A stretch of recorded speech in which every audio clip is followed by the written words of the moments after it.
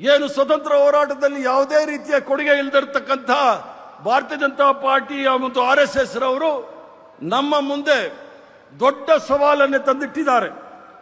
ಆ ಸವಾಲು ಏನು ಅಂತ ಹೇಳಿದ್ರೆ, ಸಾಂವಿಧಾನಿಕ ಹುದ್ದೆಗಳನ್ನು, ಸಾಂವಿಧಾನಿಕ ಸಂಸ್ಥೆಗಳನ್ನು ಸಂಪೂರ್ಣವಾಗಿ ಅವರ ಅಡಿಯಾಳುಗಳನ್ನಾಗಿ ಮಾಡಿಕೊಂಡು ಸಂಪೂರ್ಣವಾಗಿ ಪ್ರಜಾಪ್ರಭುತ್ವವನ್ನ, ಸಂವಿಧಾನವನ್ನೇ ಬುಡಮೇಲು ಮಾಡಲಿಕ್ಕೆ ಪ್ರಯತ್ನ ಮಾಡ್ತಾ ಇದ್ದಾರೆ. ಯಾಕಂದ್ರೆ ಭಾರತೀಯ ಜನತಾ ಪಾರ್ಟಿಯವರು ಅವರ ಏನು ಪಿತೃಪಕ್ಷ ಅಂತ ಹೇಳ್ತಾರೆ RSS ನ ಒಂದು ರಾಜಕೀಯ ಘಟಕ ಭಾರತೀಯ ಜನತಾ ಪಾರ್ಟಿ.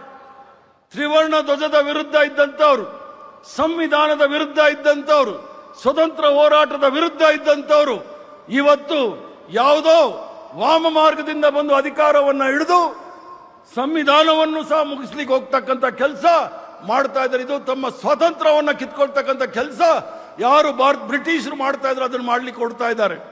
ಅದಕ್ಕೆ ನಾವೆಲ್ಲರೂ ಸಹ ಎಚ್ಚರದಿಂದ ಇರಬೇಕಾಗುತ್ತೆ.